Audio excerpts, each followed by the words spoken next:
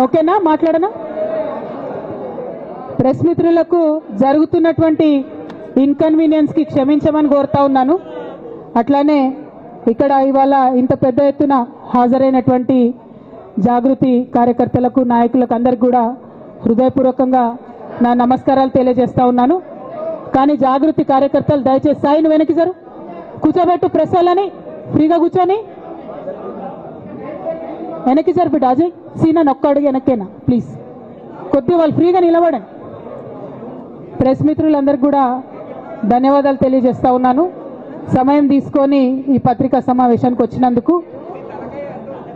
నిన్న మధ్యాహ్నం తర్వాత భారత రాష్ట్ర సమితి నుంచి ఒక ప్రకటన మీ అందరి ద్వారా నేను మీడియాలో చూడడం జరిగింది.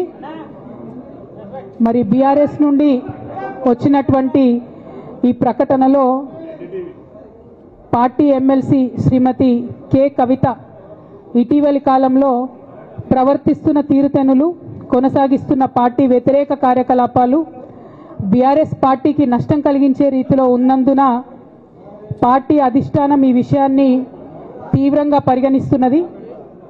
పార్టీ అధ్యక్షులు శ్రీ కె చంద్రశేఖరరావు గారు శ్రీమతి కె కవితను తక్షణం పార్టీ నుండి సస్పెండ్ చేస్తూ నిర్ణయం తీసుకున్నారని చెప్పి మరి నాకు ఒక ప్రకటన నిన్న టీవీల ద్వారా అందుకోవడం జరిగింది. మరి నేను పార్టీ నుండి వచ్చినటువంటి లేఖలో ప్రత్యేకంగా 2 అంశాల మీద మాట్లాడదలుచుకున్నాను. నేను అక్రమ కేసులు పెట్టి నా మీద తిహార్ జైల్లో 5.5 నెలల పాటు ఉండి బయటికి వచ్చిన తర్వాత నవంబర్ 23వ తారీఖు 2024 నుండి నేను ప్రజాక్షేత్రంలోకి వచ్చి అనేక కార్యక్రమాలు చేయడం జరిగింది. మరి నేను చేసినటువంటి పనులలో మొట్టమొదటిది, ఒక బిడ్డ హాస్టల్లో చనిపోతే ఆమెను విజిట్ చేసి, అట్లానే గురుకులాల్లో జరుగుతున్నటువంటి అన్యాయాల మీద మొట్టమొదటి కార్యక్రమం తీసుకొని నేను మాట్లాడినా. ఆ తర్వాత బీసీలకు జరుగుతున్నటువంటి అన్యాయం, కాంగ్రెస్ పార్టీ మేనిఫెస్టోలో ఇచ్చినటువంటి 42% హామీ కోసము పెద్ద ఎత్తున నేను పనిచేయడం జరిగింది. అట్లానే మహిళలకు 2500 ఇవ్వాలని చెప్పి పోస్ట్ కార్డు ఉద్యమాన్ని నేను చేపట్టడం జరిగింది. పెద్దవాళ్లకు పెన్షన్లు పెంచాలని నేను ఉద్యమాలు చేయడం జరిగింది. తెలంగాణ తల్లి స్వరూపాన్ని మారిస్తే అట్లెట్లా మారుస్తారని రౌండ్ టేబుల్ సమావేశం పెట్టినాం. బనకచర్లు అక్కడ కడుతున్నారంటే దాని మీద రౌండ్ టేబుల్ సమావేశం పెట్టినాం. ఓవరాల్గా తెలంగాణ ప్రాజెక్టులు, అందుబాటులో ఉన్నటువంటి నీళ్లు, వీటన్నిటి మీద కూడా రౌండ్ టేబుల్ పెట్టినాం. భద్రాచలం దగ్గర 5 గ్రామాలు ముంపు సమస్య ఉంది, ఎవరు పట్టించుకుంటలేరంటే వాళ్ళని పిలిపించుకొని రౌండ్ టేబుల్ సమావేశం పెట్టి ప్రభుత్వం మీద ఒత్తిడి తీసుకొచ్చే కార్యక్రమం చేసినాం. ముఖ్యమంత్రి గారి సొంత జిల్లా మహబూబ్ నగర్లో భూ నిర్వాసితులకు అన్యాయం జరుగుతుందంటే నారాయణపేట నియోజకవర్గం వెళ్ళి వాళ్లకు మద్దతుగా మేము నిలబడి రావడం జరిగింది. అట్లానే 47 నియోజకవర్గాలలో బీఆర్ఎస్ కండువా బాజాప్తా కప్పుకొని, గులాబీ కండువా బాజాప్తా కప్పుకొని ఎక్కడికి పోతే అక్కడ రావుల చంద్రశేఖర్ రెడ్డి గారిని రిక్వెస్ట్ చేసి భవన్ నుంచి అక్కడ ఉండేటటువంటి బీఆర్ఎస్ నాయకులకు అఫీషియల్ కమ్యూనికేషన్ చేపించి ప్రతి ఒక్క బీఆర్ఎస్ నాయకులకు, కార్యకర్తలకు మాట్లాడి ఆయా పర్యటనలకు వెళ్ళినప్పుడు అందరినీ కలుపుకొని బాజాప్తా గులాబీ కండువా వేసుకొని 47 నియోజకవర్గాలు నవంబర్ 23, 2024 నుండి ఈ రోజు వరకు నేను పర్యటన చేసి అనేక ప్రజా సమస్యల మీద మాట్లాడడం జరిగింది.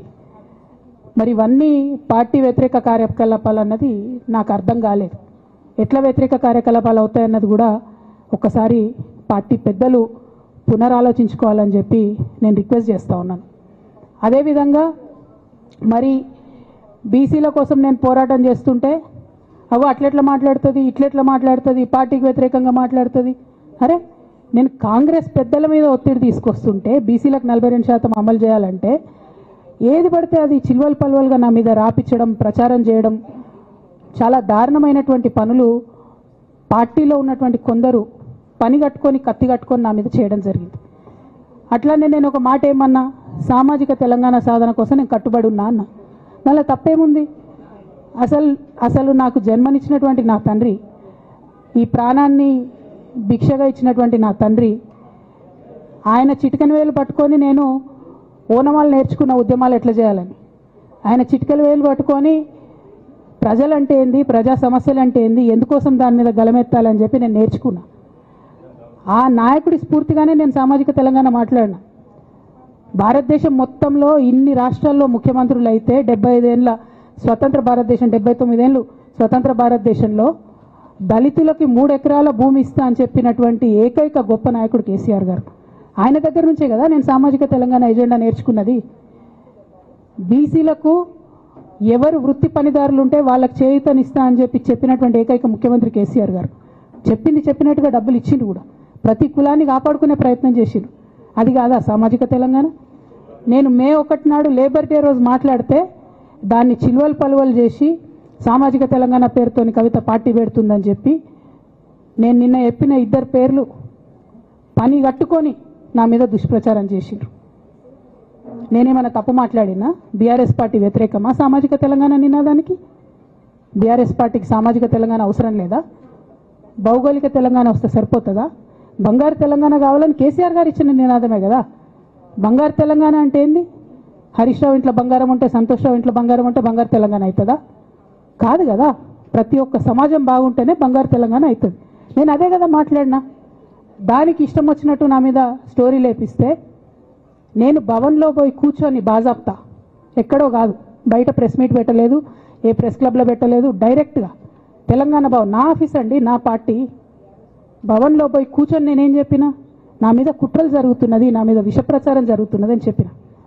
నేను రామన్నను బుజ్జగించి గడ్డం పట్టుకొని అడుగుతా ఉన్నా, అన్న నీ చెల్లెని, ఒక మహిళా ఎమ్మెల్సీని మన పార్టీ ఆఫీస్లో కూర్చొని నా మీద కుట్రలు జరుగుతున్నాయని నేనంటే మీరు వర్కింగ్ ప్రెసిడెంట్గా ఉన్నారన్నా, ఫోన్ చేయరా అన్న నాకు? ఏమైంది బేటా, ఎందుకు బాధపడుతున్నావు అని ఫోన్ చేయరా? ఇది ఎప్పుడు జరిగిన ఇన్సిడెంటు? లేక లీక్ కాకముందు, నేను నా కొడుకు గ్రాడ్యుయేషన్కి అమెరికా పోకముందు, అంతకుముందే. మరి మీరు వర్కింగ్ ప్రెసిడెంట్ కదన్నా, నేను పార్టీ ఎమ్మెల్సీని కదా. చెల్లెలు అన్న బంధుత్వాలు పక్కన పెడదాం ఒక్క నిమిషం. ప్రొఫెషనల్ సెటప్లో ఒక పొలిటికల్ పార్టీలో ఒక మహిళా ఎమ్మెల్సీ భవన్లో కూర్చొని నా మీద కుట్రలు జరుగుతున్నాయంటే మీరు మాట్లాడినరా అన్న? 103 రోజులు అయిపోయిందన్న ఇయ్యాలటికి, ఒక్క మాట మాట్లాడినరా? కేసీఆర్ గారు దగ్గర నుంచి కమ్యూనికేషన్ రావాలని నేను ఎక్స్పెక్ట్ చేయలే. వారు పెద్దవారు, వారికి అనేకమైన పనులు ఉంటాయి. మొత్తం పార్టీని ఇప్పుడు పునర్నిర్మించుకోవాల్సిన అవసరం ఉంది. తెలంగాణకు జరుగుతున్నటువంటి అన్యాయాన్ని వారు ఎప్పటికప్పుడు దిశానిర్దేశం చేయాల్సిన అవసరం ఉంది. కానీ వర్కింగ్ ప్రెసిడెంట్ గారి దగ్గర నుంచి ఫోన్ రాకపోవడం మాత్రం ఒక మాట అనిపించింది నాకు. నేను కేసీఆర్ గారి బిడ్డను, నేను కూర్చొని ప్రెస్ మీట్ పెడితేనే రెస్పాన్స్ రాలేదంటే మరి ఇంకో మామూలు మహిళా కార్యకర్తకు బీఆర్ఎస్ పార్టీలో మన అన్యాయం జరిగితే రెస్పాన్స్ వస్తుందా? నాకైతే అనిపించలేదు. వస్తుందేమో నాకు తెలియదు. కానీ నేను ఒక మాటకు నాకు సంతోషం అనిపించింది. నాకు నోటీస్ రాగానే అక్కడ మహిళా ఎమ్మెల్సీలు కూర్చొని, మహిళలందరినీ కూర్చొని, ఫస్ట్ టైం అనుకుంటా భవన్లో 5 మహిళలు కూర్చొని ఇండిపెండెంట్గా ప్రెస్ మీట్ మాట్లాడింది. చాలా సంతోషం. ఇటువంటి అంతర్గత ప్రజాస్వామ్యం రావాలనే నేను కోరుకున్నా. మహిళలకు, ఎస్సీలకు, ఎస్టీలకు, బహుజనులకు కోటరీల అడ్డంకులు లేకుండా యాక్సెస్ రావాలి. అది మైక్కి యాక్సెస్ రావాలి, బాస్కి యాక్సెస్ రావాలనే నేను అనుకున్నా. అది జరిగింది, చాలా సంతోషం. నన్ను సస్పెండ్ చేసినాక అయినా పర్లేదు, కానీ జరిగింది. నిన్న మహిళలందరూ కూర్చొని మాట్లాడి నేనేమంటున్నా అంటే, కేసీఆర్ గారు, కేటీఆర్ గారు, నేను, మా కుటుంబం, మాది రక్త సంబంధం. పదవులు పోతేనో, పార్టీలకు వెళ్ళి సస్పెండ్ చేస్తేనో పోయేటటువంటి బంధం కాదు.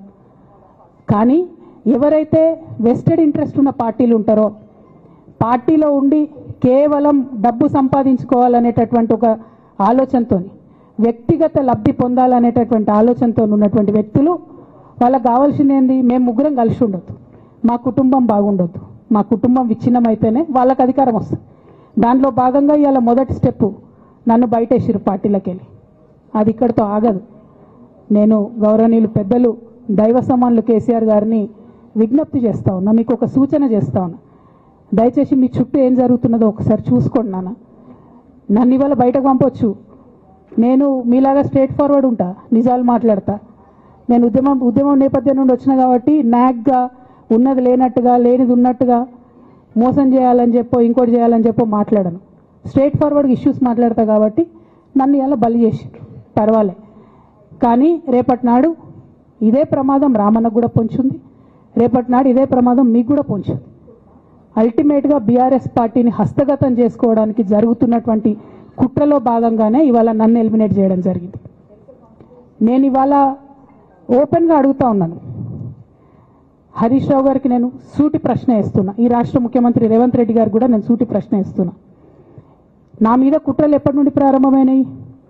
ఎప్పుడైతే హరీష్ రావు గారు రేవంత్ రెడ్డి గారు ఒకే ఫ్లైట్లో హైదరాబాద్ నుండి ఢిల్లీకో, ఢిల్లీ నుండి హైదరాబాద్లో ఒకే ఫ్లైట్లో వాళ్ళిద్దరు ప్రయాణం చేసి వచ్చినప్పుడు హరీష్ రావు గారు రేవంత్ రెడ్డి గారి కాళ్ళు పట్టుకొని సరెండర్ అయినాక ఈ కుట్రలు స్టార్ట్ అయినాయి, నా మీద ఈ స్టోరీలు స్టార్ట్ అయినాయి, మా కుటుంబాన్ని విడగొట్టాలనేటటువంటి కుట్ర స్టార్ట్ అయింది. నేను ఛాలెంజ్ చేస్తా ఉన్నా, రేవంత్ రెడ్డి గారు మీరు చెప్పండి, ఆ ప్రయాణం జరిగిందా జరగలేదా?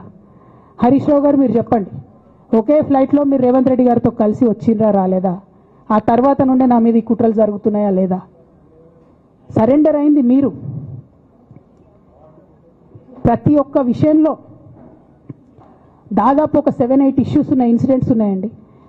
అఫీషియల్ పిఆర్ఓ ట్వీట్ చేస్తాడు, Congress party official PRO tweet చేస్తాడు, ముఖ్యమంత్రి గారు పిఆర్ఓ, ఈ పాల వ్యాపారంలో అవినీతి జరిగిందని. తెల్లారి 2-3 పేపర్లలో వస్తుంది, 3వ రోజుకి మాయమైపోతుంది. అదే కేటీఆర్ గారినేమో 3 సార్లు విచారణ పేరుతో పిలిచి వేధిస్తారు. అంటే కేసీఆర్ కుటుంబం నికార్స్గా బరిగీసుకొని కాంగ్రెస్ పార్టీతో రేవంత్ రెడ్డితో కొట్లాడుతున్నాం కాబట్టి మా మీదనేమో కుట్రలు జరుగుతాయి, మా మీదనేమో కేసులు పెడతారు. మీ మాత్రం 1 or 2 days హెడ్లైన్స్ వస్తే తర్వాత న్యూస్ గాయబవుతుంది. ఎన్ని జరగలే చెప్పండి హరీష్ రావు గారి విషయంలో? ఫస్ట్ పాల వ్యాపారం మీద ఏమొచ్చినాయి ఆరోపణలు? ఆనాడు బీఆర్ఎస్ పార్టీ గవర్నమెంట్లో SC ST BC హాస్టళ్లకు Harish Rao గారి పాల వ్యాపారం నుంచి పాలు సప్లై చేసిరనే ఆరోపణలు అయోధ్య రెడ్డి గారు ట్వీట్ చేసిరు. గతం 2 రోజులు పోయింది ఆరోపణ. ఎందుకు? సరెండర్. నెక్స్ట్ ఒక అభియోగం చేసిరు ముఖ్యమంత్రి గారు, రంగనాయక్ సాగర్ దగ్గర ఈయన ఫామ్ హౌస్ ఉంది, అది ప్రభుత్వ భూమి, కబ్జా చేసిండని. 1 day headline, 3rd day news గాయబ్. No case, nothing. కేటీఆర్ పరిస్థితి ఏంటి? ఎన్ని కేసులు పెట్టిరు కేటీఆర్ అన్న మీద? ఎన్నిసార్లు పిలిచిండు విచారణకు? ఇవన్నీ పక్కన పెడదాం, నిన్నటి లేటెస్ట్ ఇష్యూ మాట్లాడదాం. కాళేశ్వరం కానీ ఇంకోటి కానీ ఏ ప్రభుత్వంలో అయినా పొలిటికల్ పాలసీ చేసేవాళ్ళు, విధానపరమైన నిర్ణయాలు తీసుకునే వాళ్ళు ముఖ్యమంత్రులు ఉంటారు. కింద ఉన్నటువంటి మంత్రులు దాన్ని ఎగ్జిక్యూట్ చేయాలి. కేసీఆర్ గారు ఒక పాలసీ డెసిషన్ తీసుకున్నారు, నేను కాళేశ్వరం ప్రాజెక్టు కడతా, దానికి ఇన్ని డబ్బులు ఇస్తా అని. ఆనాడు మంత్రి ఎవరు? ఎగ్జిక్యూషన్ చేయాల్సింది ఎవరు? 2014 నుంచి 2018 వరకు తుమ్మిడిహెట్టి దగ్గర నుంచి మేడిగడ్డకు స్థలం మార్చినప్పుడు మంత్రి ఎవరు? ప్రాజెక్టులు డిసైడ్ చేసినప్పుడు మంత్రి ఎవరు? అన్ని మీటింగ్లు, టెక్నికల్ ఇష్యూస్ చూసుకోవాల్సింది ఎవరు? ఇవన్నీ రేవంత్ రెడ్డి గారు మాట్లాడారు. నేను మొత్తం అసెంబ్లీ స్పీచ్ చూడరు మీరు, వీళ్ళ మ్యాచ్ ఫిక్సింగ్ అనేది మీకు తెలిసిపోతుంది. ఏం మాట్లాడరు ఆయన. ఎంతసేపు కేసీఆర్ కాళేశ్వరం కట్టిండు, కేసీఆర్ కుటుంబం 1,00,000 కోట్లు తిన్నది. అరే 2007 నుంచి ఇప్పటివరకు కాళేశ్వరం 1,00,000 కోట్లు కూడా ఖర్చు కాలే. 1,00,000 కోట్లు ఖర్చు కాని ప్రాజెక్టులో 40 లక్షల ఎకరాలకు నీళ్ళీయంగా కూడా 1,00,000 కోట్ల అవినీతి అయింది అంటారు రేవంత్ రెడ్డి గారు. దాన్ని మళ్ళీ ఓన్లీ కేసీఆర్ గారి గురించి చెప్తారు, హరీష్ రావు గారి గురించి మాట్లాడరు. ఎందుకంటే ఇంటర్నల్ అండర్స్టాండింగ్ ఉంది వీళ్ళిద్దరికి. నేను రామన్నను ఒకటే రిక్వెస్ట్ చేస్తున్నా, అన్న ఇవాళ మీతో బాగున్నట్టు వాళ్ళు నటించవచ్చు, హరీష్ అన్న కావచ్చు, సంతన్న కావచ్చు, కానీ వాళ్ళు మన మంచి కోరుకునే వాళ్ళు కాదు, వాళ్ళు తెలంగాణ ప్రజల మంచి కోరుకునే వాళ్ళు కాదు, వాళ్ళు కేసీఆర్ గారి మంచి కోరుకునే వాళ్ళు కాదు. వాళ్ళను మీరు దూరం పెట్టి రాజకీయంగా తెలంగాణ రాష్ట్ర సమితిలో ఇప్పుడు బీఆర్ఎస్లో పనిచేస్తున్నటువంటి హార్డ్ కోర్ కార్యకర్తలను దగ్గరికి తీసుకొని, ప్రజా ఉద్యమాలు తీసుకొని ప్రజల దగ్గరికి పోతేనే మన పార్టీ బతుకుంటుంది, నాన్న పేరు బాగుంటుంది. ఇవాళ నాన్నకు సిబిఐ అనేటటువంటిది వచ్చిందంటే అది కేవలం హరీష్ రావు గారు, సంతోష్ రావు గారి అవినీతి వల్లనే వచ్చిందని మళ్ళొకసారి నేను గంటాపదంగా చెప్తున్నాను. ఇంకా గమ్మత్ ఏంటంటే ఇదే హరీష్ రావు గారు వాళ్ళ ఫాలోవర్స్ అంతా నిన్నటి నుంచి చెప్తున్నారు, హరీష్ అన్న చాలా కష్టపడ్డాడు, డే 1 నుంచి ఉన్నాడు అని. డే 1 నుంచి లేడండి. చాలామంది రిపోర్టర్లకు తెలుసు, సీనియర్ రిపోర్టర్లకు డే 1 నుంచి లేరు. పెద్దసారు టీడీపీ నుంచి బయటకు వస్తుంటే, మామయ్య మనకెందుకు, డిప్యూటీ సీఎం మనం ఎందుకు రాజీనామా చేయాలి, ఈ ఉద్యమం ఏమవుతుందో, ఈ పార్టీ ఏమవుతుందో మనకు రిస్క్ ఎందుకని ఆనాడు ఈనాడు పేపర్లో వచ్చింది. 1,50,00,000 రూపాయలు తీసుకొని వ్యాపారం చేసుకుందామని హరీష్ రావు గారు ఎక్కడికో పోయిందని కూడా వచ్చింది. కటింగ్ కోసం దొరికినప్పుడు ఎప్పుడో ట్వీట్ చేస్తుందని. నేను బీఆర్ఎస్ పార్టీ ఆనాడు టీఆర్ఎస్ పార్టీ పెట్టినాక 9-10 నెలల తర్వాత వచ్చింది హరీష్ రావు గారు. డే 1 నుంచి లేరు. నమ్మకం లేకుండా ఆయన పార్టీ నిలబడుతుందో ఉంటుందో పోతుందో అని. ఓకే అయిపోయింది. రాగానే సారు పెద్ద హృదయం కాబట్టి క్షమించిరు, దగ్గర తీసుకున్నారు, ఎమ్మెల్యే కాకముందే మంత్రి ఇచ్చిర్రు, అన్ని రకాలుగా ఆదరించారు, అన్నీ చేసిండ్రు. ఎప్పుడైతే పార్టీకి ఒక్క క్షణం చెడ్డ పేరు వచ్చిందో ఎక్కడ పోయిండండి నేను చక్కగా పోయి వైఎస్ రాజశేఖర రెడ్డిని కలవలే? మీ అందరికి గుర్తులేదు ఆ ఫోటో? సీనియర్ నాయకులందరికీ బాగా మాట్లాడతారు, అన్ని దగ్గర ఉన్నా, నేనే ఉన్నా, నేను ఎక్కడ లేను. నిన్న పాపం చాలా మంది ఈ కొత్త కొత్త సోషల్ మీడియా పిల్లలు ఉన్నట్టు వాళ్ళకి హిస్టరీ తెలియదు అనుకుంటా, అందుకే చెప్తున్నా ఇవాళ. అదేవిధంగా నేను పెద్ద ట్రబుల్ షూటర్ అంటారు. ట్రబుల్ షూటర్ కాదు, ఈజ్ అ బబుల్ షూటర్. ఆయన ఏంటంటే ట్రబుల్ ఆయన్నే క్రియేట్ చేస్తాడు, చేసి నేనే సాల్వ్ చేసినట్టు నటిస్తాడు. నేను లేటెస్ట్ ఎగ్జాంపుల్ చెప్తా పట్టురు. నేను మొన్న దాసోజు శ్రవణ్ అన్న ఎలక్షన్ ఎమ్మెల్సీ ఎన్నికలలో బీఆర్ఎస్ పార్టీ డిసైడెడ్ ఒకటే క్యాండిడేట్ని పెడదామని. కానీ హరీష్ రావు గారు ఇంటర్నల్గా బీజేపీ వాళ్ళతో మాట్లాడుకొని ఏం చెప్తారంటే, మీ దగ్గర నుంచి ఒక క్యాండిడేట్ని ఇవ్వండి, నేను మామయ్యని కన్విన్స్ చేసి రెండో క్యాండిడేట్కి పెట్టిస్తా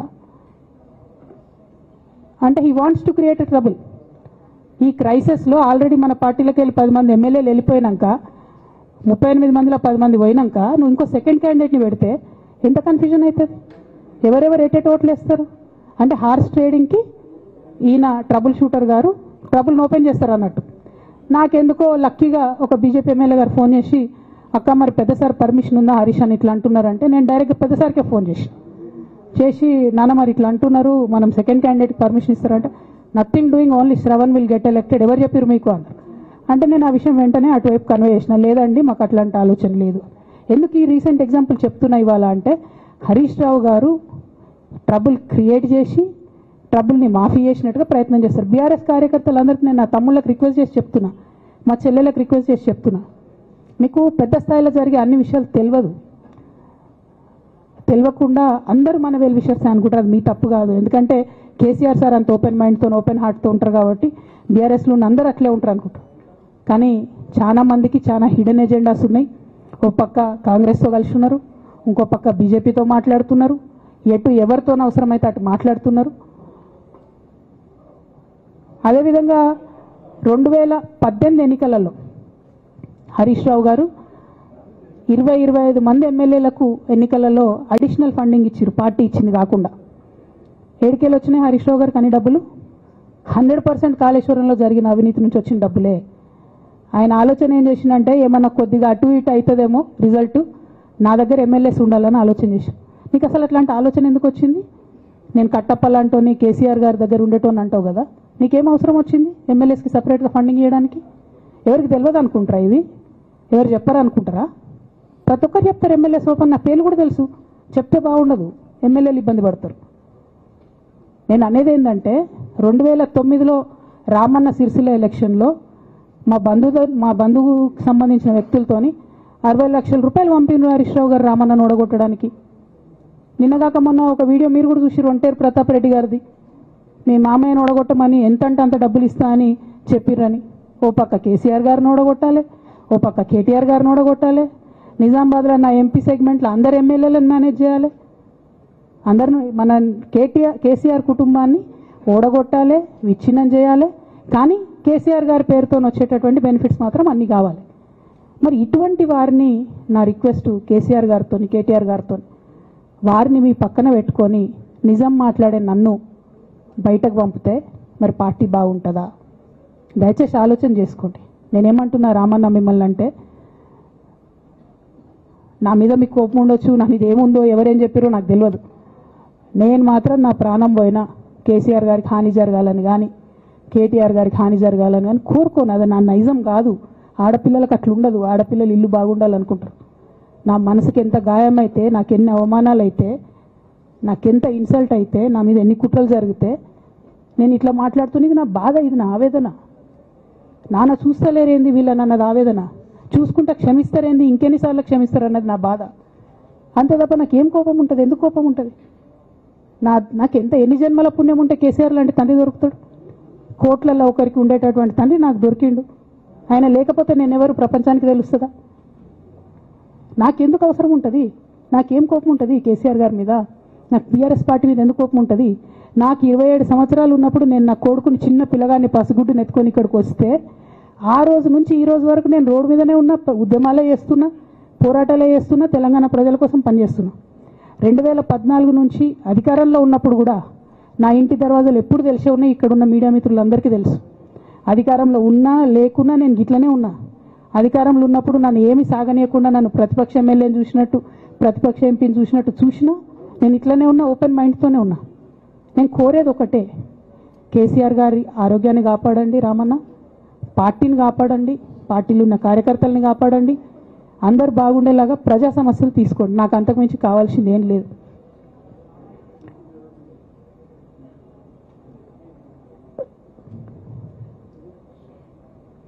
కానీ మొన్న అసెంబ్లీలో అర్ధరాత్రి దాకా పెట్టి రేవంత్ రెడ్డి గారు కేసీఆర్ గారిని తిడుతుంటే దయ్యాలు వేదాలు వాళ్ళు ఇస్తున్నట్టు అనిపించింది నాకైతే.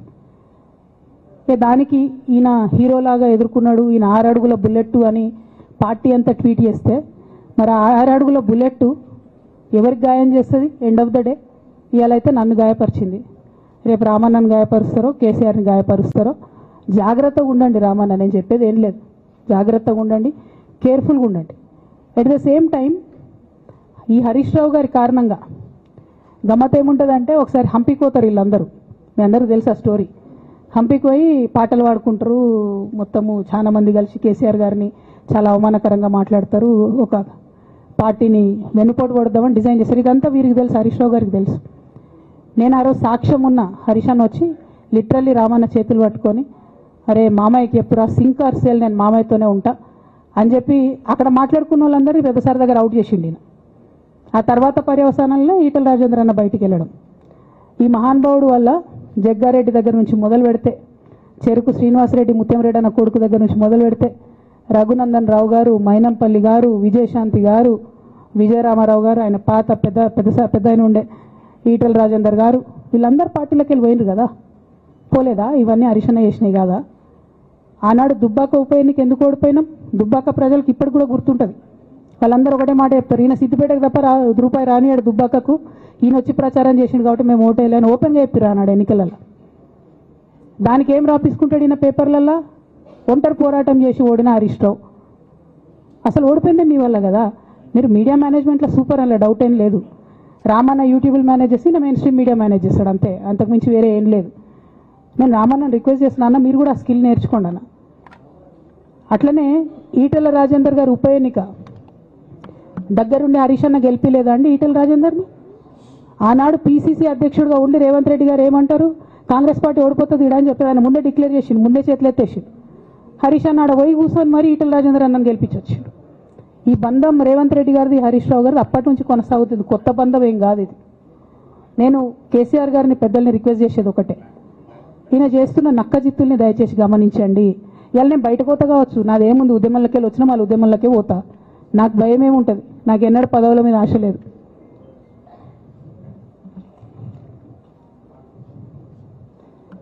పార్టీ నుంచి వచ్చిన ఎమ్మెల్సీకి స్పీకర్ ఫార్మాట్లో చైర్మన్ గారికి నేను పంపుతా ఉన్నాను రాజీనామా పత్రాన్ని. అట్లానే బీఆర్ఎస్ పార్టీ ప్రాథమిక సభ్యత్వానికి కూడా గౌరవ పెద్దలు కేసీఆర్ గారికి రాజీనామాను పంపుతా ఉన్నాను. దీన్ని మన రావుల చంద్రశేఖర్ రెడ్డి గారికి తెలంగాణ భవన్కి వారికి నేను పంపుతా ఉన్నాను. ఎందుకు ఇవి ఇప్పుడే చూపించిన అంటే, పదవుల మీద నాకు ఎప్పుడు ఆశ లేదు. మేము ఉద్యమంలోకి వచ్చింది ఎందుకంటే మా నాన్న ఒక్కరు ఇంత ఒంటరి పోరాటం చేస్తున్నారు, ఎంత వీలైతే అంత ఆయనకు మద్దతు ఇవ్వాలని వచ్చినాం. ఆనాడు మేము ఉద్యమంలోకి వచ్చినప్పుడు పార్టీ అధికారంలోకి వచ్చే ఆస్కారమే లేకుండే, తెలంగాణ వస్తుందో రాదే అనే అనుమానాలు అంతటా ఉండే. మేము ఉద్యమంలో కొట్లాటలో లాఠీ దెబ్బలు తినడం కోసం, జైల్లోకి పోవడం కోసం ఆనాడు వచ్చినాం ఉద్యమంలోకి. అధికారంలోకి వస్తామనుకొని రాలే. రామన్నైనా నేనైనా కేవలం నాన్న కోసమే వచ్చినాం ఉద్యమంలోకి. అందుకే మా కుటుంబం మీద కుట్ర. ఈ కుట్రను గమనించమనే నేను మా కుటుంబాన్ని కోరుతా ఉన్నా. ఇక పెద్ద సార్కు నీడలాగా సంతోష్ రావు గారు ఉంటారు. ఇక సంతోష్ రావు గారి గురించి 2 నిమిషాలు చెప్తా, అంత పెద్ద సీనున్న మనిషి కాదు కానీ చెప్పాలి. ఎందుకంటే కూరల ఉప్పు ఎట్లుంటుంది ఈయన అట్లా అన్నట్టు, ప్రతి దాంట్లో చెడగొట్టడానికి కొంచెం ఉండాలి కదా అట్లాంటి వాడు. కాబట్టి చెప్పక తప్పదు ఈయన గురించి. చెప్పులో రాయి చెవులో జోరిగా అంటాం కదా, అట్లాంటి టైపు. కాబట్టి ఖచ్చితంగా చెప్పాలి. విషయం ఏంటంటే, ఈయన ధనదాహం ఎట్లాంటిదంటే సంతోష్ రావు గారిది, రామన్న కాన్స్టిట్యున్సీ, కేటీఆర్ అన్న కాన్స్టిట్యున్సీ నేరెళ్లలో ఇసుకలారి గుద్ది ఒక దళిత బిడ్డ చనిపోతాడు. సరే, దాని మీద పాపం అక్కడ ఆ రోజు అందరు యాజిటేషన్ చేస్తే ఈయన సంతాన అడ్వాంటేజ్ ఏంది, ఈడ కూర్చుంటాడు కదా సార్ దగ్గర, సీఎం వాళ్ళకి వెళ్ళి ఫోన్ చేసి అక్కడ ఉన్న పోలీసు వాళ్ళందరినీ ఒత్తిడి పెట్టి 7 దళిత బిడ్డల్ని కొట్టినరండి. 3-4 సార్లు 3rd డిగ్రీ వేస్తే ఇలా 7 కుటుంబాలు కూడా వాళ్ళు ఎందుకు కూడా ఏ పని చేసుకోలేనటువంటి పరిస్థితులలో ఆ దళిత బిడ్డలు ఉన్నారు. అది మొత్తం రాజకీయంగా బ్లేమ్ అంతా రామన్న మీదకి వచ్చింది. ధనదాహమేమో సంతన్నది, నేరం చేసిందేమో సంతన్న, వీడికెళ్ళి ఫోన్లు చేసి ఒత్తిడి చేసి కొట్టిపించిందేమో సంతన్న, చెడ్డ పేరేమో రామన్నకు వస్తుంది. ఈ ఎగ్జాంపుల్ చెప్పడం కోసమే నేను ఈయన గురించి చెప్తున్నా, వేరే ఏం లేదు. ఇక సరే టానిక్ వీనిక్ ఈ వీటిలో వచ్చిన కేసులు ఏమవుతాయి, రేవంత్ రెడ్డి గారు ఆర్భాటంగా ఒక అనౌన్స్మెంట్ చేస్తారు. నేను ఇంతకుముందు చెప్పిన కదా మ్యాచ్ ఫిక్సింగ్ ఎట్లుంటుందంటే 1 డే న్యూస్ అవుతుంది, టానిక్లో ఈయన మీద కేసు పెట్టిరని, 3వ రోజు పోలీసు వాళ్ళు ఎఫ్ఐఆర్ కొట్టేసారు. అది మీరు ఇంకా కనుక్కోండి. కాజ్ చేసేసారు, కేసు మూసేసారు. ఏం అండర్స్టాండింగ్ ఉంది, ఎందుకు మూసేసారు? At the same time Harithaharam, తెలంగాణకు హరితహారం అని పెద్దలు కేసీఆర్ గారు పెద్ద కళతోని 230 కోట్లు అక్కడ గోబీ డెజర్ట్ల వాళ్ళు చెట్లు పెట్టి చైనాను కాపాడుకున్నారు. మనం అదే స్థాయిలో తెలంగాణను బాగు చేసుకోవాలని పెద్దసారి హరితహారం అని పెడితే ఈయన దానికి నకిలీ ప్రోగ్రామ్ గ్రీన్ ఇండియా ఛాలెంజ్ అని పెడతాడు. తెల్లారులేస్తే సినిమా వాళ్ళని తీసుకురావాలి, రోజు ఒక ఫోటో వేసుకోవాలి. దాని వెనుక ఉన్న కుట్ర ఏంటంటే జీవో అమెండ్మెంట్ అవుతుంది సంతోష్ గారి గురించి. ఆ ఫారెస్ట్లను 10% ఇన్కమ్ ఎవరన్నా ఇస్తే అమ్యూజ్మెంట్ పార్క్లకు ఇస్తారన్నట్టు. దానికోసం జీవో అమెండ్ అవుతుంది. దానికి ప్రభాస్ గారిని, చిరంజీవి గారిని, అనేక మంది సినిమా స్టార్లను మోసం చేసి వాళ్ళని తీసుకుపోయి వాళ్ళతో ఫోటోలకు పోజులు ఇప్పించి ఫారెస్ట్లను కొట్టేయాలని ప్లాన్ అయినది. ఇక ఈయనకి 2-3 మనుషులు ఉంటారు సంతనకి. ఆయన పోచంపల్లి శ్రీనివాస్ రెడ్డి అని ఎమ్మెల్యే. ఇది నాకు విషయం ఎవరు చెప్పారంటే మన పల్లరాజేశ్వర రెడ్డి అన్ననే చెప్పిండు. మీకు ఏమైనా డౌట్లు ఉంటే ఆయన అడగొచ్చు. ఈ పోచంపల్లి శ్రీనివాస్ రెడ్డి అనేట ఆయన వరికోల్ అనే ఊరు, సామాన్య కుటుంబం, మధ్యతరగతి కుటుంబం. ఇవాళ అక్కడ ఆయన శ్రీమంతుడు అని పిలుస్తారు పోచంపల్లి శ్రీనివాస్ రెడ్డి గారిని.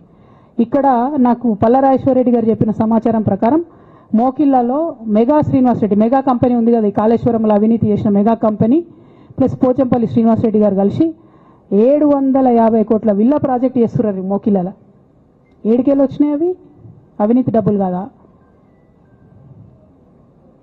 ఎట్లా వస్తాయి? ఎవరైనా who is this Pochampally Srinivas Reddy? Santosh Rao classmate. అది తప్ప ఆయనకున్న అర్హత ఏం లేదు.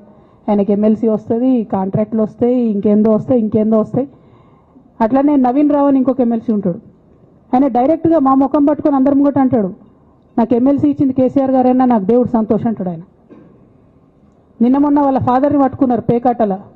ఏమైంది కేసు? ఆల్రెడీ నవీన్ రావు గారు పోయి మన ముఖ్యమంత్రి గారు కాళ్ళు పట్టుకున్నట్టుగా తెలిసింది. వాళ్ళ తండ్రిని ఇడిచిపెట్టారు, ఈయన మీద భూ కబ్జా కేసులు ఉంటే అవి ఇడిచిపెట్టారు.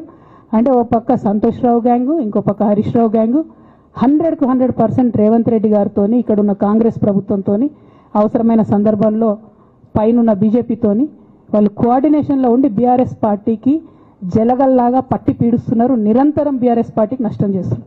ఎంత దారుణానికి ఒడిగట్టిరంటే ఆఖరికి నా ఓటమితో ప్రారంభమైంది అది.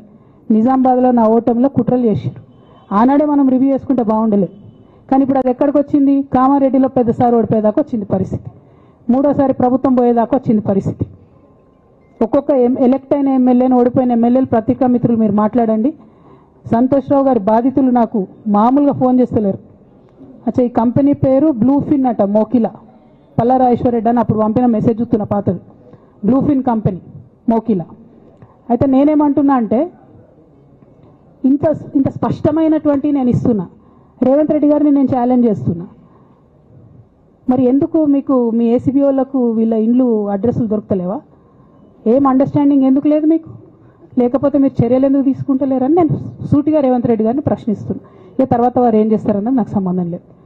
ఇక నేను మాత్రం పర్టికులర్గా మళ్ళీ ఒకసారి నా బీఆర్ఎస్ పార్టీ కుటుంబ సభ్యులందరికీ, మా సొంత కుటుంబ సభ్యులకు కూడా రిక్వెస్ట్ చేస్తున్నది ఏంటంటే, నాకు 27 సంవత్సరాలు ఉన్నప్పుడు నేను రాజకీయాల్లోకి వచ్చిన, తెలంగాణ ఉద్యమం కోసం వచ్చిన. ఇవాళ నాకు 47 సంవత్సరాలు.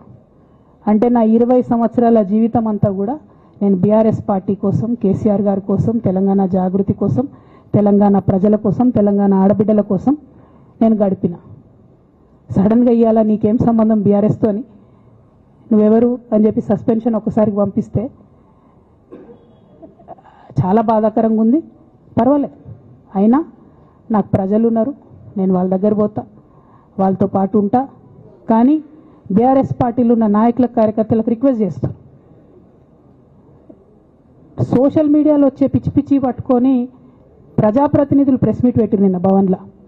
నేను నిన్న మొన్నటి రోజు వాళ్ళ మీద ప్రెస్ మీట్ పెట్టినప్పుడు ఏమన్నా, కేసీఆర్ గారికి నష్టం చేసిన పార్టీ ఉంటే ఎంత పోతే ఎంత అన్న. సోషల్ మీడియాలో ఉన్న బీఆర్ఎస్ పార్టీ కొంతమంది దుర్మార్గులు ఉన్నారు, సోషల్ మీడియా వింగు చూసేటోళ్ళు. వాళ్ళ ముంగట విషయం కట్ చేసిరు, ఏది కేసీఆర్ గారికి నష్టం చేసిన అనే విషయం కట్ చేసి బీఆర్ఎస్ పార్టీ ఉంటెంత పోతెంత నేను అన్నా అని చెప్పి ప్రచారం చేస్తున్నారు. నాదే పార్టీ బీఆర్ఎస్ పార్టీ, 20 ఏళ్ళు నేను కష్టపడ్డా. నేను తెలంగాణ జాగృతి పెట్టి ఇండిపెండెంట్గా పనిచేసినప్పుడు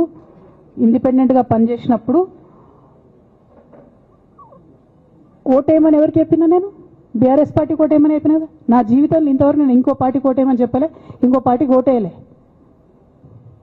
ఎట్లయితే కంప్యూటర్లో హార్డ్వేర్ ఉంటుందో అది బీఆర్ఎస్ పార్టీ, సాఫ్ట్వేర్ తెలంగాణ జాగృతి. శరీరం బీఆర్ఎస్ పార్టీ అయితే ఆత్మ జాగృతిగా పనిచేసినాం, తెలంగాణ ఆత్మగా పనిచేసినాం. మేము తెలంగాణ ఆత్మగౌరవం కోసం పనిచేసినాం, తెలంగాణ ఆత్మగౌరవ ప్రతీకలైనటువంటి బతుకమ్మ బోనాలను నిలబెట్టడం కోసం పనిచేసినాం. ఆ కాంట్రిబ్యూషన్ ఏం లేదా? నేనేం చేయలేదా పార్టీకి? నిజామాబాద్లో చికెన్ గున్యా వచ్చి బాధపడుతుంటే గల్లీ గల్లీ గల్లీ తిరిగి 2018లో ఒక్కొక్క ఎమ్మెల్యేకు ఎంత తిరిగినా అన్నది అక్కడ నిజామాబాద్ ప్రజలకు తెలుసు. ఏం కాంట్రిబ్యూషన్ లేదా అన్నది? ఓన్లీ హరీష్ అన్నది సంతన్నదే ఉన్నదా కాంట్రిబ్యూషన్? వీళ్ళు మేకవన్నే పులులు నాన్న, వీళ్ళు మీ ముంగట నటిస్తారు అంతే. బయట వాళ్ళ నిజస్వరూపం వేరేలాగా ఉంటుంది. యాజ్ అ డాటర్గా రిక్వెస్ట్ చేస్తున్నా, ఒకసారి ఆలోచన చేయండి వాళ్ళ గురించి. నాకేమొద్దు, నన్ను పార్టీలోకి వెళ్ళి సస్పెండ్ చేసి నో ప్రాబ్లం, కానీ వాళ్ళని పార్టీలో ఉంచుకుంటే పార్టీ ఎట్లుంటుంది అన్నది మీరు ఆలోచన చేసుకోండి. ఇక అల్టిమేట్గా నేను చెప్పదలుచుకున్నది ఒకటే,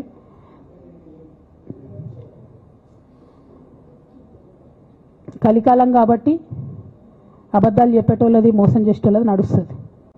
టెంపరీగా వాళ్ళది నడుస్తున్నది, వాళ్ళది నడిచింది, విజయం సాధించారు కాబట్టి ఇవాళ సస్పెన్షన్ నాకు వచ్చింది. బట్ నేను ఇదివరకు చెప్పినా మళ్ళీ చెప్తున్నా, నేను కర్మ సిద్ధాంతాన్ని నమ్ముతా. ఖచ్చితంగా ఇంతకు ఇంత దేవుడు వాళ్ళకి అనుభవింపజేస్తాడు, అందులో ఏం ఆలోచించాల్సినటువంటి అవసరం లేదు.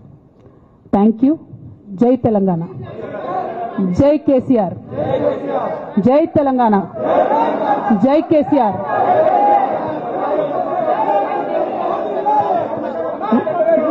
One by one.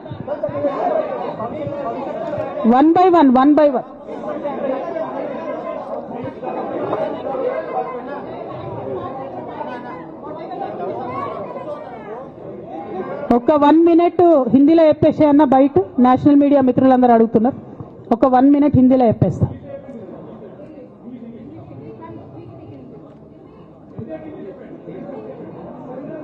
आज तेलंगाना की बेटी होने के नाते पूरे देश की जनता के साथ मैं ये बात कहना चाहती हूँ, पिछले 20 सालों के मेरे जिंदगी में मैंने हर दम हर वक्त बीआरएस पार्टी के उन्नति के लिए, तेलंगाना जनता के उन्नति के लिए, तेलंगाना के रैयतों के, तेलंगाना के महिलाओं के, तेलंगाना के युवाओं के उन्नति के लिए मैंने काम किया है. और इस पूरे 20 साल के जिंदगी में मैंने अपने लिए कभी कुछ नहीं मांगा है, लेकिन तेलंगाना की जनता ने, बीआरएस पार्टी ने मुझे बहुत प्यार दिया है. मेरे पिताजी ने मुझे सांसद बना के दिल्ली भेजा है, मुझे एमएलसी का मौका भी पार्टी ने दिया है, जिसके लिए मैं पार्टी का, मेरे पिताजी का, बीआरएस पार्टी का, पूरे परिवार का, तेलंगाना के आवाम का भी बहुत ही ज़्यादा मैं आभारी हूँ. लेकिन जो भी मुझे रिस्पॉन्सिबिलिटी दिया गया था, मैंने पूरे शिद्दत के साथ काम किया है. कभी भी मैंने तेलंगाना के लोगों के खिलाफ काम नहीं किया है. लेकिन आज चंद लोग बीआरएस पार्टी में, हमारे आसपास पिताजी के इर्द गिर्द थोड़े लोग, जिनके जो वेस्टेड इंटरेस्ट है, जिनको अपनी ही फायदा की जो सोच है, ऐसे लोग बीआरएस पार्टी में उनका लीड रोल हो गया है. और उनके वजह से उन्होंने मेरे पिताजी के ऊपर, मैं ऐसा मानती हूँ, दबाव बना के मुझे पार्टी से निकालने का काम किया है. लेकिन अल्टीमेटली मैं ये मान के चलती हूँ कि मैं तेलंगाना की बेटी हूँ. मैं जब तेलंगाना में आके तेलंगाना के आंदोलन में शामिल हो गई, मैं रास्ते पे चली, मैंने लाठी खाई, मैं जेल भी गई, हर तरीके का जो भी कोशिश हो सकता है तेलंगाना के अलग रियासत हासिल करने के लिए मैं वो तमाम कोशिशों में शामिल थी। मैं तो आंदोलन से आई हूँ, इन्होंने अभी मुझे पार्टी से सियासत से निकालने का काम किया है, तो मैं फिर आंदोलन में चली जाऊंगी। लेकिन मैं बीआरएस पार्टी से, हमारे पिताजी से यही रिक्वेस्ट करना चाहती हूँ कि आपके इर्द गिर्द जो लोग जमा हुए हैं उनकी नीयत के बारे में आप सोचिए, क्या वो पार्टी के लिए काम आएंगे? आप इसके ऊपर गौर कीजिए। हमारे परिवार को तोड़ने का काम उन्होंने आज किया है, बीआरएस पार्टी के परिवार को तोड़ने का काम आज उन्होंने किया है। और ये किसके फायदे के लिए उन्होंने किया है? तेलंगाना के आवाम के फायदा के लिए उन्होंने नहीं किया है, उनके खुद के फायदा के लिए किया है। तो मैं मेरे पिताजी से, बीआरएस पार्टी से यही रिक्वेस्ट करना चाहूंगी कि ऐसे लोगों को पहचानिए, उनकी असली रूप आप पहचानिए और उनके ऊपर जो भी एक्शन हो सकता है वो लीजिए। और मैं तेलंगाना चीफ मिनिस्टर रेवंत रेड्डी जी से भी डिमांड करती हूं कि आपने जो बीआरएस के परिवार को तोड़ने का आज काम किया है, हमारे बीआरएस में जो धोखेबाज लोग हैं उनसे मिलके आपने जो बीआरएस के परिवार को तोड़ने का कोशिश किया है, तेलंगाना की आवाम आपको इसका जवाब जरूर देगी। Thank you. जय तेलंगाना। ఒకరు చెప్పండి.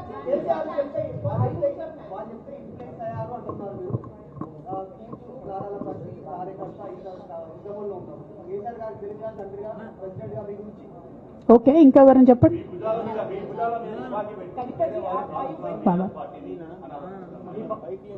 ఏమా నా భుజాల మీద తుపాకి పెట్టి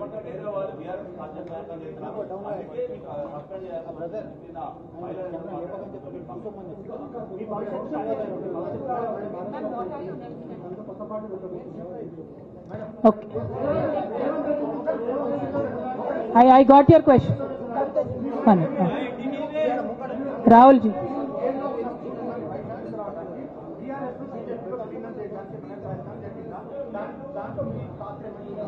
రాహుల్ గారు మీరు పాత క్వశ్చన్ అడుగుతున్నారు.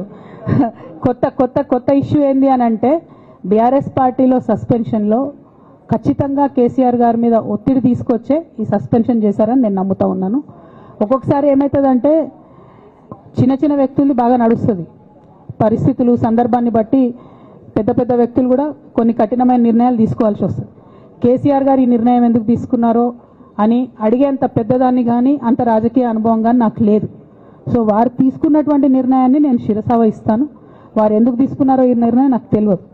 కానీ నాకు ఒక సమస్య ఉంది, నేను రాసినటువంటి లెటర్ లీక్ అయిందని చెప్పి 100 రోజులైంది. ఆ సమస్య జరిగి 100 రోజులైంది. ఆ 100 రోజుల కన్నా ముందు కూడా నా మీద వివక్ష కొనసాగిందని వాళ్ళ నేను మీకు ఎగ్జాంపుల్స్తో సహా చెప్పే ప్రయత్నం చేశాను. ఆ 100 రోజుల నుంచి జరుగుతున్నటువంటి పరిణామాలను కూడా మీ అందరి ముందు పెట్టిన. ఈ 100 రోజులలో పార్టీ ఎప్పుడు కూడా నన్ను ఎక్స్ప్లెనేషన్ అడగలేదు. నిన్న నన్ను సస్పెండ్ చేసే ముందు కూడా నన్ను ఎక్స్ప్లెనేషన్ అడగలేదు. ఇంకా చెప్పిన కదా, విచిత్రమైన విషాదం ఏంటంటే సడన్గా డిసిప్లినరీ కమిటీ పుట్టుకొచ్చింది. సడన్గా ఈయన రవీంద్రరావు అంటే దానిలో సంతకం చేసిండు, ఆయననే సార్ని తిట్టిండు మళ్ళీ మొన్న ఎలక్షన్ ఓడిపోయినప్పుడు. సో ఈ అన్నీ చూసి నాకేమనిపిస్తుందంటే చాలా ఒత్తిడిలో చాలా ప్రెషర్ పెట్టి సార్తో చేపించారని నేను అనుకుంటున్నాను.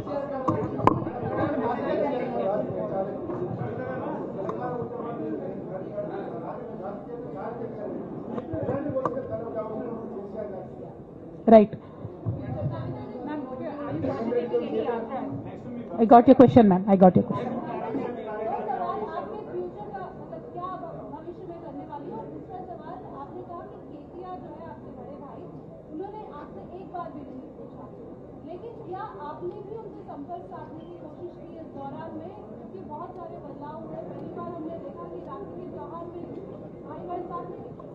నేనేమంటున్నా అంటే కేసీఆర్ గారి రాజకీయ పరిజ్ఞానాన్ని క్వశ్చన్ చేసేంత స్థాయి నాకు లేదు, అంత అవగాహన కూడా నాకు లేదు. కాకపోతే పెద్ద నాయకులు అనేక సందర్భాల్లో ఒత్తిడికి గురైనటువంటి విషయాలు చరిత్రలో మనం చూసినాం. ఇవాళ అదే జరిగిందని నేను భావిస్తున్నా. 1. 2, నేను ఈ లేఖ అనేటటువంటిది రిలీజ్ అయిన తర్వాత ఎప్పుడు కేసీఆర్ గారికి కొంచెం ఇబ్బంది జరిగినా, అది కాళేశ్వరం కమిషన్కి వారు పిలుపుకొచ్చినా, 2 సార్లు వారు యశోద హాస్పిటల్కి వచ్చినా, నా చిన్న కొడుకు అమెరికాకు తీసుకెళ్లే సందర్భమైనా నేనే వారి దగ్గర పోయినా. నాకేం బేషనే ఉంటుంది, ఆయన మా నాన్న కదా. నేను పోయిన తర్వాత ఈ దుష్ట చతుష్టయం ఏదైతే ఉన్నదో, ఈ 2 గ్యాంగులు ఏవైతే ఉన్నాయో అక్కడ జరిగినట్టుగా మీడియాలలో విచిత్రమైన వార్తలు రాపించారు. ఎంత ఘోరం అంటే నేను నా కొడుకుని తీసుకపోతే నన్ను గన్మెన్లు రాలేదట. జరుగుతుంది అని ఎక్కడన్నట్ల. ఇటువంటివన్నీ మెయిన్ స్ట్రీమ్ పత్రికలు రాస్తాయి. మరి విచిత్రం నాకు అర్థం కాదు. మెయిన్ స్ట్రీమ్ పత్రికలు అనేటటువంటి ఇట్లాంటి వార్తలు మరి ఆడ ఎవరు లేని కూడా లేరు. ఎవరు చెప్పిరు, ఎందుకు రాపిచ్చిరు? సో నేనేమంటున్నా అంటే, నేను ఎప్పుడు నాన్న దగ్గరికి వెళ్ళడానికి చూసినా కూడా మా మధ్య స్పర్ధ పెంచడానికి అనేకమైన వార్తలు రాపిచ్చి అనేకమైన కుట్రలు ఈ గత 103 రోజులుగా కొనసాగుతూనే ఉన్నాయి నా మీద. కానీ అంతకుముందు కూడా జరిగినాయనేదే నేను చెప్తున్నా. అందులో భాగంగానే రాఖీ రోజు కూడా ఒక 24 గంటల ముందే నేను అన్నకు కూడా మెసేజ్ పంపిన. అన్న రేపు రాఖీ ఉంది, నేను వచ్చి కడతాను, మీడియా లేకుండా వచ్చి కడతాననే మెసేజ్ పంపిన. బట్ అన్న బిజీగా ఉండే ఎక్కడికో వెళ్ళిండ్రు, నేను అర్థం చేసుకున్నాను, అందుకే వెళ్ళి రాఖీ కట్టలేకపోయినాను. సో నేను నా వైపు నుంచి ఎక్కడ కూడా కమ్యూనికేషన్ చేయడానికి ప్రయత్నంలో లోపం జరగలేదు. అటువైపు నుండి కమ్యూనికేషన్ రాలేదు. నేను చెప్పాలనుకున్నవి, నేను ఎత్తుకున్న ప్రజా సమస్యలు ఈ 103 రోజులలో మీ ముందున్నాయి, అవి చేస్తూనే ఉన్నా. ఇక భవిష్యత్తుకు సంబంధించినటువంటి విషయం నేనేం ఆలోచించలేదు. ఎందుకోసం అంటే నిన్న నోటీస్ రావడం అనేటటువంటిది డెఫినెట్గా నేను కొంచెం బాగా బాధపడ్డా. నాకెందుకు నోటీస్ వస్తుంది, మరి నా లేఖ లీక్ అయింది, లీక్ చేసింది ఎవరు అంటే చేసినటువంటి వ్యక్తుల మీద ఎందుకు విచారణ జరగలేదు అనేటటువంటిది ఖచ్చితంగా పార్టీ అంతర్గతంగా ఆలోచన చేసుకోవాలి. అంటే నన్ను ఏం మాట్లాడకుండా నన్ను డైరెక్ట్గా ఉరిదీస్తారు. నేను ఎవరి మీద అయితే కంప్లైంట్ చేసినో కనీసం వాళ్ళను అడిగినరా, అడగలేదా, చర్యలు తీసుకున్నారా, తీసుకోలేదా, ఏమీ చెప్పకపోతే, ఆ మాత్రం అంతర్గత ప్రజాస్వామ్యం లేకపోతే బయట ప్రజలకు మనం ఏం చెప్తామన్నది నా ప్రశ్న.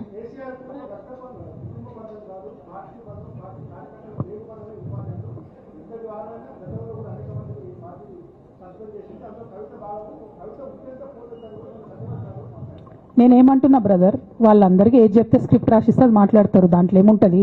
ఇప్పుడు పెద్ద సంఘటన జరగడం ఏంటిది, నన్ను పార్టీ నుండి విడగొట్టాలనేటటువంటి ఒక నిర్ణయం అది జరిగింది. జరిగిన తర్వాత ఇవన్నీ జరుగుతూనే ఉంటాయి, చిన్న చిన్న విషయాలు. అవంతా వ్యక్తులను సీరియస్గా తీసుకోవాల్సిన అవసరం లేదు. అల్టిమేట్గా నేనేమంటున్నా అంటే, నన్ను అడగకుండానే ఉరి తీశారు, కనీసం ఏమైంది అని కూడా అడగలేదు.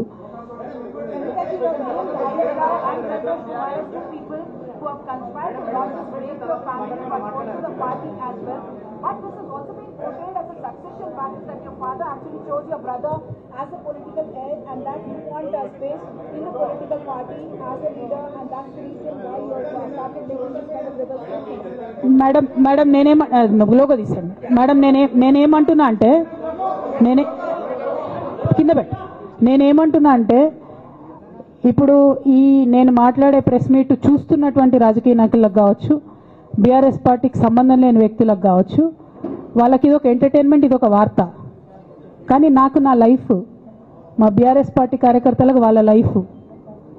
సో నేను చాలా తీవ్రమైనటువంటి బాధలో గంభీరంగా ఉండి మాట్లాడేటటువంటి ప్రయత్నం చేస్తున్నాను. నేనేమంటున్నా అంటే కుటుంబంలో జరిగినటువంటి అనేక అంశాలను నేను చెప్పను కూడా. ఎందుకంటే అది ప్రజలకు అనవసరం. అది నేను ఆ బాధను పంచుకుంటే మీరు తట్టుకోలేరు కూడా. నేను చాలా గట్టిదాన్ని, మొండిదాన్ని, దయ్యాన్ని కాబట్టి తట్టుకొని నిలబడ్డా. కానీ నా ప్లేస్లో వేరే వాళ్ళు ఉంటే తట్టుకోలేరు. సో కుటుంబంలో ఇంటర్నల్ విషయాలు నేను మాట్లాడతలేను, ఓన్లీ పొలిటికల్ ఇష్యూసే నేను మాట్లాడుతున్నా. పొలిటికల్గా నన్ను సైడ్ లైన్ చేసి, నన్ను సస్పెండ్ చేసి, పార్టీకి అనుక్షణం నష్టం చేస్తున్న ఆ ఇద్దరు వ్యక్తులను, వారి గుంపును, వారి ముఠాను పార్టీ ఎట్లా మోస్తుంది అనేటటువంటిది నా ప్రశ్న. సరే, నిన్న మొన్న ఆ గుంపుకు సంబంధించిన వ్యక్తులు అన్ని చోట్ల నా ఫ్లెక్సీలు చింపేసి నాకు దిష్టిబొమ్మలు, శవయాత్రలు ఎందెందో వేసిరట. ఈ ఉత్సాహం కేసీఆర్ గారి మీద సిబిఐ ఎంక్వైరీ చేస్తా అని రేవంత్ రెడ్డి గారు అన్నప్పుడు ఎక్కడ చచ్చిపోయింది ఆ ఉత్సాహం అని నేను అడుగుతా ఉన్నా. ఎందుకు చేయలే రేవంత్ రెడ్డి గారి దానాలు, దిష్టిబొమ్మలు ఎందుకు చేయలే? ఏం అండర్స్టాండింగ్ ఉంది మీకు? నా ప్రశ్న సింపుల్. నన్ను వ్యక్తిగతంగా ఏదో చేస్తారన్నది కాదు. నాకు నష్టం జరిగేదే లేదు. ఎందుకంటే ప్రజలు చూస్తున్నారు, ప్రజలు గమనిస్తున్నారు. తెలంగాణ ఆడబిడ్డలు తమ ఇంటి ఆడబిడ్డలుగా ఆదరించారు నన్ను. ఒక్కొక్కరు అడిగితే అర్థమవుతలే, ఏం అర్థమవుతలే.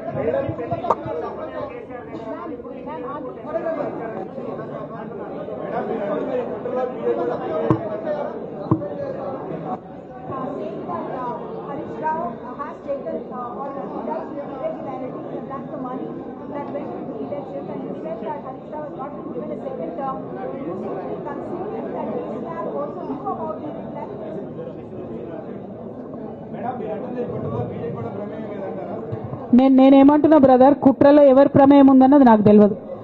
నన్ను సస్పెండ్ చేసిండ్రు, బీఆర్ఎస్ పార్టీకి, తెలంగాణ ఉద్యమానికి, తెలంగాణ ప్రజలకు 20 సంవత్సరాలు నా జీవితంలో కష్టపడ్డా కాబట్టి ఒక అపీల్ చేస్తున్నా నేను ప్రెసిడెంట్ కేసీఆర్ గారికి, వర్కింగ్ ప్రెసిడెంట్ కేటీఆర్ గారికి.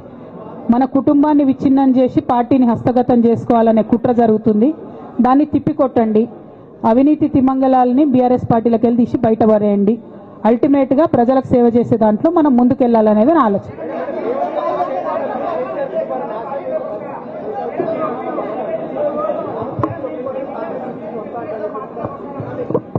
ఇక్కడ ఇంకో మాట చెప్పాలి బ్రదర్, నేను నిన్నటి నుంచి పేపర్లలో నేను ఈ పార్టీలో ఏరుతున్నా, ఆ పార్టీలో ఏరుతున్నా అని వచ్చింది. నేను ఏ పార్టీలో కూడా చేరను.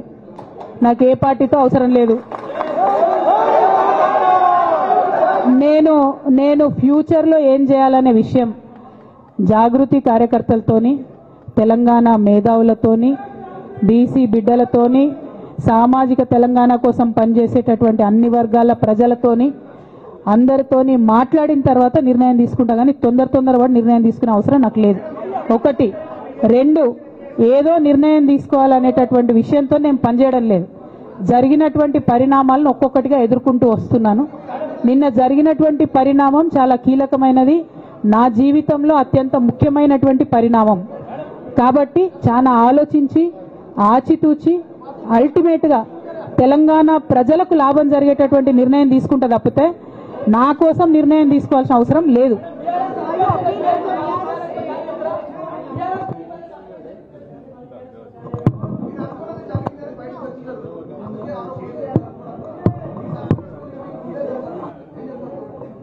నాకెట్లా తెలుస్తుంది సస్పెన్షన్ గురించి? నాకైతే రేవంత్ రెడ్డికి ఉన్నట్టు ఆడ దూతలు లేరు. అక్కడ సార్ సగం ఇడ్లీ తింటే బయటకు చెప్పేటటువంటి సిస్టమ్ నా దగ్గర లేదు. సో అక్కడ ఏం జరిగిందో నాకు తెలియదు, ఎవరు నా గురించి ఏం చెప్పారో నాకు తెలియదు. Ma'am, it is but natural. అమ్మతోని మాట్లాడకుండా ఎవరైనా ఉంటారా? First of all. Second of all, ఈ మొత్తం పరిణామంలో కూడా మా మదర్కి దూరంగా ఉండాల్సి రావడమే బాధాకరం. ఇంతకు మించి బాధ ఇంకోటి లేదు. పొలిటికల్ పొజిషన్స్ వస్తాయి పోతాయి, ఇవి వేస్ట్. ఇవి అమ్మలేని లోటు ఎవరు కూడా తీర్చలేరు. ఆ ఒక్క బాధ తప్ప ఇంకేం లేదు. ఇది మాత్రం నా ఇంటిగ్రిటీ నిరూపించుకోవడం కోసం నేను రాజీనామాలు చేస్తున్నా. నాకు పార్టీ వల్లనే ఎమ్మెల్సీ వచ్చింది, దానికి రాజీనామా చేస్తున్నా. నేను పార్టీకి నష్టం చేసినాను అని చెప్పి పార్టీ నాయకులు మా నాన్నగారు భావిస్తున్నారు కాబట్టి పార్టీ కూడా రిజైన్ చేస్తున్నా. కాలం నిర్ణయిస్తుందండి. షర్మిలతో పోలుస్తున్నారా, కేసీఆర్తో పోలుస్తున్నారా? కాలం నిర్ణయిస్తుంది. తొందర ఏం లేదు. నన్నేదో అవమానం చేయాలి, నన్నేదో అనాలి అని ఎవరు పడితే వాళ్ళు మాట్లాడే అడ్డమైన మాటలకు సమాధానం చెప్పాల్సిన అవసరం కూడా లేదు.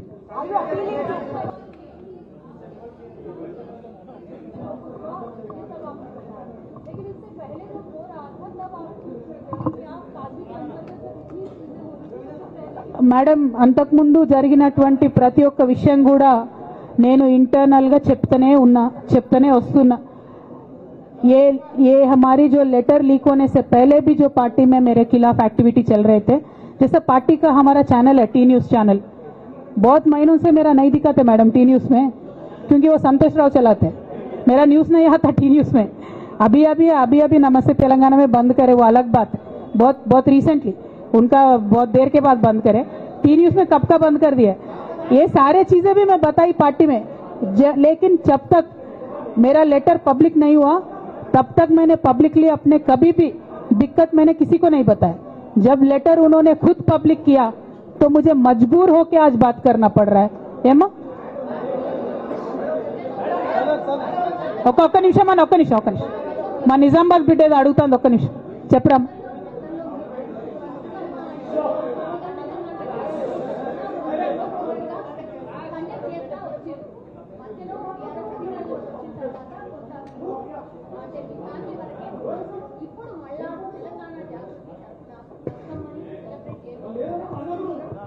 ఏ మనోడా మందోడారా భయ్, ఆగు మెల్లగా. వాళ్ళని ప్రెస్ వాళ్ళని ఇబ్బంది పెట్టకండి. జాగృతి కార్యకర్త నువ్వు భలే జ్యోతిషం చెప్తావు బ్రదర్. 1, 2 బతుకమ్మ ఖచ్చితంగా సెలబ్రేట్ చేయాలనుకున్నా. యాజ్ ఆన్ టుడే మాత్రం విపరీతమైన బాధ అవుతుంది. ఏం చేయబుద్ధి అయితే లేదు. 2 రోజులు అయితే బ్రేక్ తీసుకుంటా. ఆ తర్వాత ఆలోచించుకొని నా కార్యాచరణ ప్రకటిస్తాను.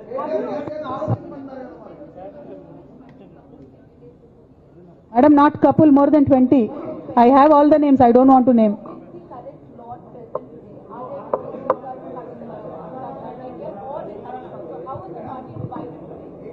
I don't have that. Madam, I have a lot of information, but I don't believe it is the right time to expose all that. There is a lot many more interactions that we will have in future. If necessary, I'll certainly let that information out. Today, my simple appeal to Honorable President of our party is, as you have taken action on me without even asking me for an explanation, kindly take action on the rest of the people as well. That is my simple allegation.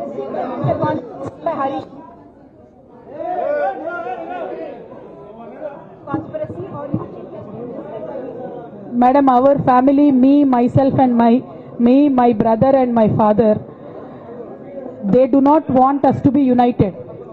And unfortunately, I believe they are filling my brother's ears and my father's ears.